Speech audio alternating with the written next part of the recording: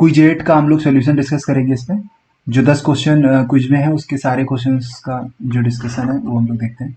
तो पहला क्वेश्चन है the state of stress at a point is described by sigma x is equal to sigma y is equal to sigma and 2xy is equal to 0। The normal stress on the plane inclined at angle 45 degree to the x plane.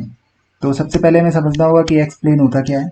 समझ में आना चाहिए सब लोगों को कि x plane हमारा वो प्लेन होता है जो एक्स एक्सिस के परपेंडिकुलर होता है।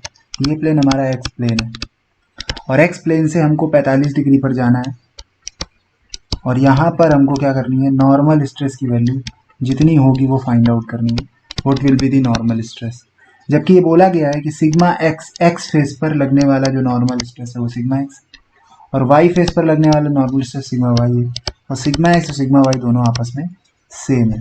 नॉर्मल स्ट्रेस हमसे पूछा जा रहा है और shear stress x face y direction में नहीं लग रही। क्लियर है सबको। तो इस तरह की लोडिंग को हम लोग कहते हैं बाई एक्सियल लोडिंग। अब एक और इम्पॉर्टेंट चीज़ है कि फॉर्मूला हमें नॉर्मल स्ट्रेस का पता होना चाहिए कि what is the formula of the normal stress. Normal stress का फॉर्मूला होता है कि दोनों ही नॉर्मल स्ट्रेसेस को आपस में ऐड करो प्लस दोनों ही स्ट्रेसेस को आपस में सब्ट्रैक्ट करो और cos 2 थीटा लिख दो। ठीक है। और प्लस में क्या होता है, 2xy sin 2 थीटा होता है। बट चूंकि 2xy sin 2 थीटा नहीं आएगा इसमें क्योंकि 2xy की वैल्यू 0 दी गई। एक्स फेस वाई डायरेक्शन में सी एस 0 है। तो सिग्मा एन का फॉर्मूला आ गया sigma plus sigma by 2 plus sigma minus sigma by 2 cos 2 theta और वो 0 हो गया। इससे सिग्मा एन की वैल्यू आ गई only sigma. It means normal stress will B same, normal stress will be same in each plane, in each plane।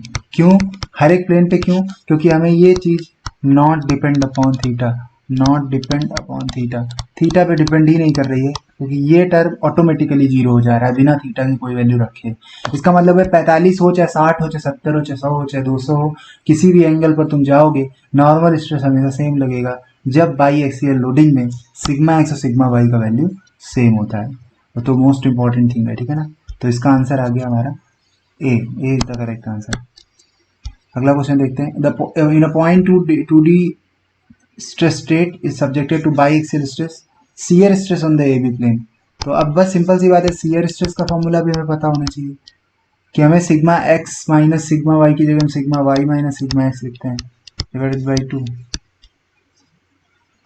Plus sorry sine 2 theta plus 2xy cos 2 theta. That is the formula of the shear stress. अब यहाँ पर देखो सब लोग क्या है कि हमारा सिग्मा एक्स सिग्मा है, सिग्मा वाई सिग्मा है और 2xy 0 है।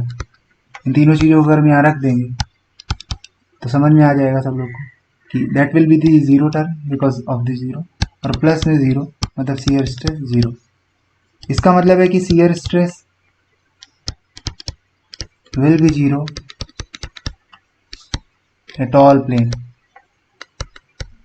फिर से देखो क्यों कह रहा हूं, क्योंकि ये not depend upon theta, theta पे डिपेंड ही नहीं कर रहा है, थीटा पे डिपेंड नहीं कर रहा है क्योंकि थीटा ही फॉर्मूले का गायब हो गया, कुछ रखने को मिला ही नहीं। तो जैसे नॉर्मल स्ट्रेस का ये फॉर्मूला होता है जो कभी नहीं भूलना है हमें, उसी तरह शियर स्ट्रेस का हमको ये वाला फॉर्मूला नहीं भूलना है। बहुत ही आसान है दोनों फॉर्मूले।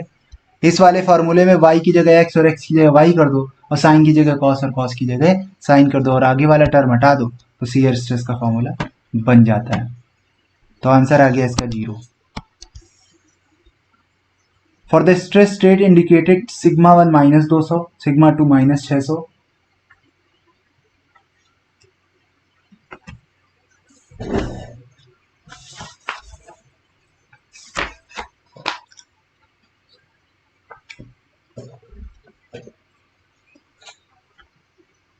For the stress system indicate sigma 1 is equals to minus 200, sigma 2 is equals to minus 600. Here some change is that which is the plus because of the tensile, ठीक है ना, टेंसाइल होने की वजह से प्लस में होगा। अब बात करते हैं मैक्सिमम शियर स्ट्रेस क्या होती है। तो ध्यान देना सब लोग, मैक्सिमम शियर स्ट्रेस का फॉर्मूला होता है मैक्सिमम शियर स्ट्रेस हमेशा याद रखना, मैक्सिमम शियर स्ट्रेस।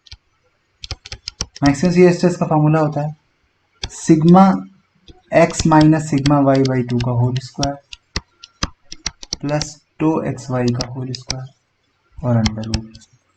अब चूंकि जो एक्स फेस पर लगता है इस तरह से उसे हम सिग्मा एक्स बोलते हैं, but that is the -200 because of the compression. समझ में आया सब लोगों को? तो सिग्मा एक्स पॉजिटिव नहीं है, सिग्मा एक्स निगेटिव है, और सिग्मा एक्स अगर निगेटिव है तो बहुत आसान सी बात है कि वो ऐसा होगा -200। और सिग्मा वाई जो है वो टेंसाइल है 600, और शियर स्ट्रेस जो है वो कितना है 300 टो एक्स वाई, जो क्यू के रिप्रेजेंट में दिया गया है एक्चुअली में, ये क्यू ये एक्चुअली टो एक्स वाई है। तो फॉर्मूला लगा के हम आंसर निकालेंगे -200 -600 बटे 2 का होल स्क्वायर और प्लस 300 का स्क्वायर। जब इसको हम सॉल्व करेंगे तो 6 2 8 हो जाएंगे, 6 2 800, 800 बटे 2 400, 400 1600 और इधर हो जाएगा 9, तो 16 9 25 है ना। तो यहाँ पर हो जाएगा 400 का स्क्वायर और प्लस ये 300 का स्क्वायर। सिंपल सी बात है, अंदर आएगा 2500 का स्क्वायर, ठीक है ना, और उससे वैल्यू निकल के आएगी, क्या चीज़ होता है 2500 और 2 जीरो रूट में, तो 500 यूनिट आ गया। तो मैक्सिमम शियर स्ट्रेस का वैल्यू आ गया, sorry, that these are the stresses which is the maximum shear stress.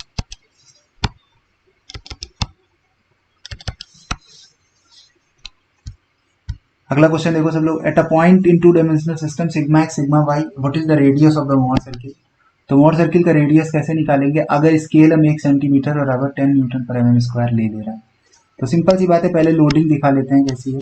Loading में सिग्मा एक्स लग रहा है 10 का, सिग्मा वाई भी लग रहा है 40 का, और सीयर भी लग रही है 40 की। तो सबसे पहला तो हमें बात करना है कि अगर मैं यहाँ खड़ा होता तो यहाँ से यहाँ इस एक्सेस पर अगर हम चलते तो इस जगह के कोऑर्डिनेट क्या होंगे। तो 10 टेंसाइल और 40 क्लॉकवाइज, तो पॉजिटिव हो जाएगा। और अगर हम इस वाले फेस पर चलते हैं, इसका नाम हमने दे दिया A B C D, D A D face पर चलेंगे तो नॉर्मल मिला 40 का, टेंसाइल है तो पॉजिटिव, और एंटी क्लॉकवाइज सीयर है तो -40।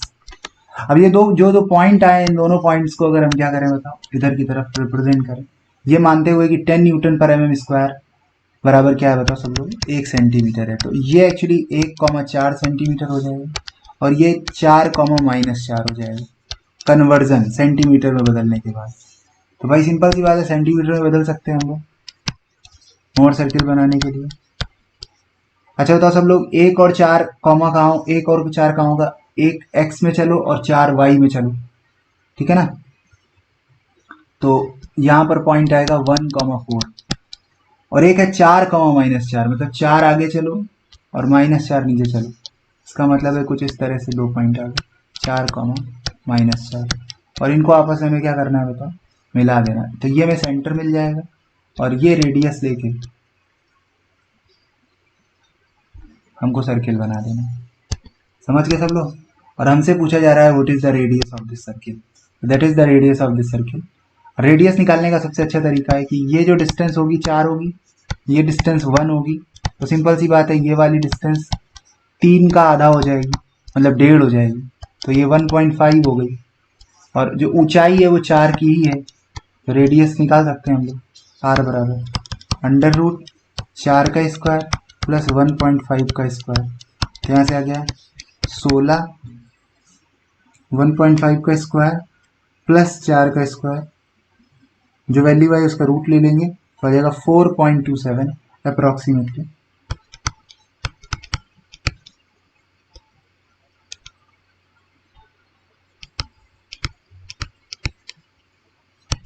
और 4.27 ऑप्शन में कहीं दिया नहीं है, तो we will assume this like 5 centimetre. समझ में आया सब लोग को, बहुत ही इजी और सरल है, विच विल बी 5 सेंटीमीटर। तो answer will be C. Which of the following material has non linear stress strain curve. तो रही बात mild steel, low carbon steel क्या होता है, mild steel linear curve show करता है, कॉपर भी लीनियर कर्व शो करता है, एल्युमिनियम भी लीनियर कर्व शो करता है, बट फिर कुछ देर बाद जब इलास्टिक लिमिट क्रॉस हो जाती है तो फिर ये नॉन लीनियर हो जाता है। बट रबर क्या है, नॉन लीनियर कर्व शो करता है, ठीक है ना। मतलब रबर स्टार्टिंग से ही नॉन लीनियर है, not follows the Hooke's law, but low carbon steel, copper और एल्युमिनियम ये लीनियर कर्व शो करते हैं, ठीक है ना। जैसे कि एक एग्जांपल के तौर पर तुम लोग देख सकते हो कि अगर ये माइल्ड स्टील का कर्व है तो ये एल्युमिनियम का कर्व हो जाएगा, ये माइल्ड स्टील है, लो कार्बन स्टील, दोनों में ही ये देख रहे हो ना, यहाँ तक लीनियरिटी है, दोनों में लीनियरिटी है सर्टेन लिमिट तक, इलास्टिक लिमिट तक। लेकिन कॉपर की बात करें तो कॉपर में बहुत ही स्ट्रेट कर्व होता है, फिर यूं ऐसे करके नीचे आ जाता है, ये कॉपर का स्ट्रेस स्ट्रेन कर्व है। मतलब पहले थोड़ा सा उठा रहेगा, बिल्कुल वर्टिकल, बहुत ही स्टीप रहेगा, बहुत ही एंगल ज़्यादा रहेगा, फिर ऊपर जाता है टॉप पर, फिर नीचे आ जाता है। तो that is the diagram which is the stress strain diagram. But rubber का स्टार्टिंग से ही क्या होता है बताओ, वेरिएबल होता है, ठीक है ना, मतलब बदल रहा होता है। तो आंसर क्या सही होगा इसका, होता है डी। अगला क्वेश्चन देखते हैं। Rigid beam of negligible weight is supported in a horizontal position by two rods steel and aluminium, 2 metre 1 metre लंबे, एरिया उनका अलग अलग है, ई का वैल्यू अलग है, load is supported by this. If beam is remains horizontal then force induced in the member will be. तो बहुत ही आसान सा क्वेश्चन है, इसमें समझने की बात यह है कि अगर हम लोग दोनों मेंबर में फोर्स देखें, अगर हम लोग दोनों मेंबर में फोर्स देखें कितना होगा, तो बहुत आसानी से निकाल सकते हैं हम दोनों मेंबर में फोर्स। कैसे कि स्टील वाला जो मेंबर है उसमें जो फोर्स आएगा और एल्युमिनियम वाला जो मेंबर है उसमें जो फोर्स आएगा वो कैसे आएगा। एक बात समझना सब लोग, अगर दोनों ही लेंथ में जो डिफॉर्मेशन हो रहा है, मतलब प्लेट हॉरिजेंटल रहे तो चेंज इन लेंथ दोनों में क्या होगी, सेम होगी। ये चीज इसकी सबसे इंपॉर्टेंट है। तो अगर हम इसे पहला पार्ट दे देते हैं, इसे दूसरा पार्ट दे देते हैं, तो इंपॉर्टेंट चीज इसमें है कि चेंज इन लेंथ 1 में और चेंज इन लेंथ 2 में, दोनों में सेम चेंज इन लेंथ रहेगा हॉरिजेंटल पोजीशन के लिए। और दोनों में सेम चेंज इन लेंथ का मतलब है कि चेंज इन लेंथ का फॉर्मूला होता है P1 L1 upon A1 E1 बराबर P2 L2 upon A2 E2। और हमें फोर्स के बारे में अगर बात करी जाए तो P1 बटे P2 को निकाल सकते हैं हम लोग L2 A1 E1 divided by L1 into A2 E2। बस दोनों का रेशियो, लोड कितना कितना आ रहा है, उनमें फोर्सेस कितने इंड्यूस हो रहे हैं, उनकी लेंथ के रेशियो से आ जाएगा। अब L2 सबको पता है 1 मीटर है और L1 2 मीटर है, तो भाई सिंपल सी बात है 1/2 हो जाएगा। एरिया की बात करते हैं, स्टील जिसको हमने 1 बोला है उसका एरिया 1 सेंटीमीटर स्क्वायर है, और जो हमारा एल्यूमिनियम है उसका एरिया 2 सेंटीमीटर स्क्वायर है, ठीक है। Having cross sectional area 1 centimetre square.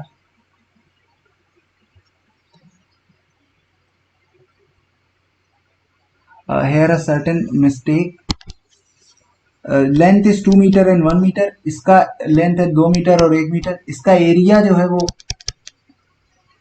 Having values of cross sectional areas 1 centimetre square, और इसका एरिया है 2 सेंटीमीटर स्क्वायर। ध्यान रखना इस चीज को, एरिया कम ज्यादा है दोनों के, तो ये हो जाएगा हमारा 2 divided by, sorry length L2 की कम है, लेकिन हाँ एरिया उसका लेंथ के साथ साथ एरिया को भी सब लोग गौर से देखो, हमें 1 का एरिया लिखना है ना कि 2 का। तो 1 का एरिया हमारा,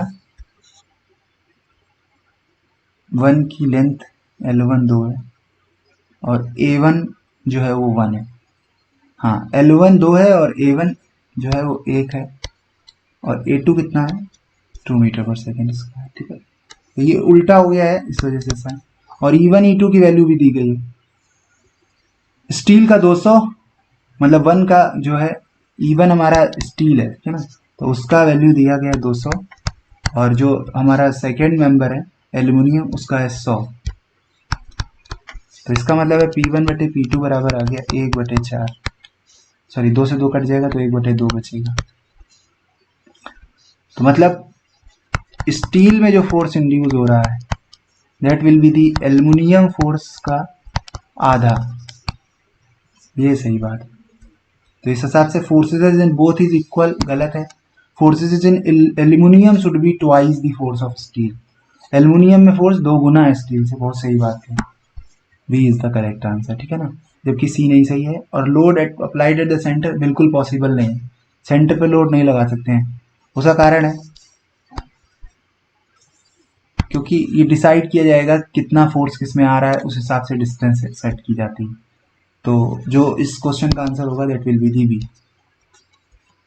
A certain wire stretches 0.9 centimeter when the outward forces with magnitude F are applied to each end. The same forces are applied to wire, same material, but the 3 times of the diameter and 3 times of the length. Second wire stretches. तो simple सी बात है, एक wire है जो कि 0.9 centimetre F force लगा के खींचा जाता है। तो वायर में क्या किया गया, एक वायर है और उस वायर में हमने क्या किया, एक सर्टेन F फोर्स लगाया और जो एलोंगनेशन किया वो कितना किया बताओ, 0.9 सेंटीमीटर। स्ट्रेचेस 0.9 सेंटीमीटर, ठीक है। The same force are applied on the wire of the same material but the 3 times diameter. मतलब इसका डायमीटर अगर d था तो अब डायमीटर 3d हो गया और लेंथ भी जो है वो कितनी हो गई है, मतलब लेंथ भी जो है वो 3 गुनी बढ़ा दी गई है।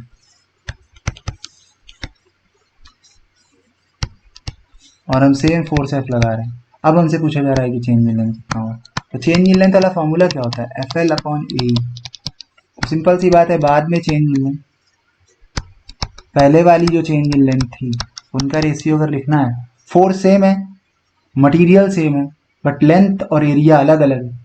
तो लेंथ के लिए हम लोग अब 2/1 लिखेंगे तो L2/L1 लिखना पड़ेगा, इनटू एरिया क्या होगा A1/A2। तो लेंथ का रेशियो 3 हो जाएगा। एरिया हमेशा डाया के रेशियो के स्क्वायर के बराबर होगा, क्योंकि एरिया तो डायामीटर 3 गुना बढ़ा रहे हैं। तो पहले डाया d था, फिर 3d हो गया, तो एरिया का रेशियो हो जाएगा 1/9, ठीक है। तो इस हिसाब से 1/3 आ जाएगा, del L2 divided by del L1। और डेल L2 की वैल्यू जो होगी 0.9 डिवाइडेड बाई 3 तो 0.30 सेंटीमीटर। इसका मतलब है जो चेंज इन लेंथ है वो 0.30 सेंटीमीटर है। B is the correct answer. A bar of length L meters extend by L mm under the tensile for the strain produced in member। तो strain वाला फॉर्मूला अगर हम लोग बात करें तो which is the change in length upon horizontal length. अब कोई अगर बार है और L लंबाई का है, L मीटर का लंबाई का है और उसको एक्सटेंड किया गया है L mm, तो चेंज इन लेंथ कितनी होगी भाई, सिंपल सी बात है, जितना तुम खींचोगे उतना ही चेंज इन लेंथ आएगा। तो that will be the L mm। और जो ओरिजिनल लेंथ है वो उसकी कैपिटल L मीटर है। आंसर हमसे पूछा गया है तो यूनिट से को कट करना है mm और मीटर को। तो सिंपल सी बात है, हम L divided by capital L into 1000 कर देंगे।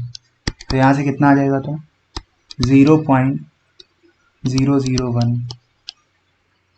L, it is the strain L by capital L, ठीक है। तो जो आंसर आएगा वो कितना आएगा, तो D is the correct answer. बहुत जल्दी गलती कर देते हैं सब लोग, क्योंकि इस पे टिक लगाने लगते हैं अगर mm को मीटर में ना चेंज करें। अगला क्वेश्चन देखते हैं। The calculate the change in length in steel bar whose temperature is raised by 125 degree centigrade. Thermal expansion coefficient अलग दिया गया, इनिशियल लेंथ अलग दी गई। चेंज इन लेंथ बराबर फॉर्मूला ध्यान रखना है, जैसे एक्सटर्नल लोड के लिए PL/A ही होता है, वैसे ही थर्मल पार्सन में जब हम टेम्परेचर के कारण चेंज इन लेंथ देखते हैं तो L अल्फा डेल्टा T होता है।